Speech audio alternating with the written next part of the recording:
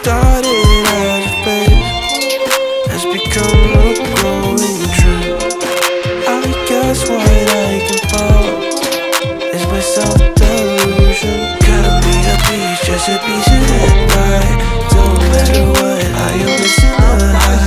Melting me down with that kerosene smile. Once full of hope, now I'm turning senile.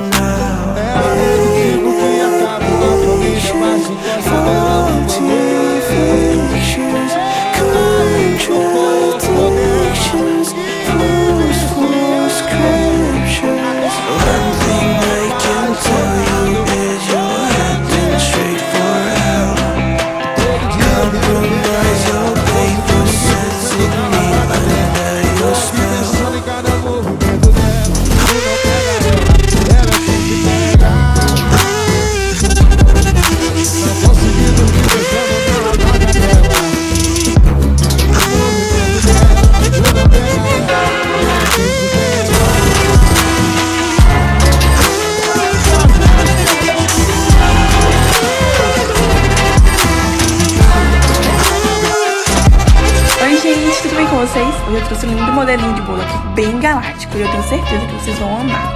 Fiz o bolo todo branco e em seguida fui espalhando as cores. Utilizei o corante rosa chiclete, corante roxo, o preto, o azul congelante, azul marinho, todos da Iceberg. Olha só, gente, que maravilha tá ficando. No início parece que vai dar tudo errado, mas não se preocupe, esse bolo é maravilhoso, bem galáctico, do jeito que eu escolhi. Espalhei o chantilly em cima do bolo na parte superior, em seguida na lateral. E olha só como já tá ficando maravilhoso.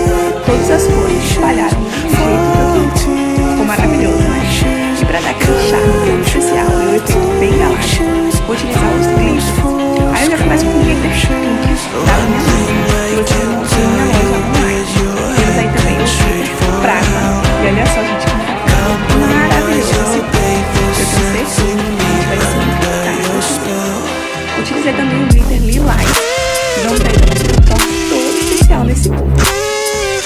E para dar aquele efeito mais galáctico, como se fosse de estrelas, utilizei o dióxido de titânio dissolvido no álcool de cereais. O pincel eu venho espalhando aí dessa cor, eu olha só como ficou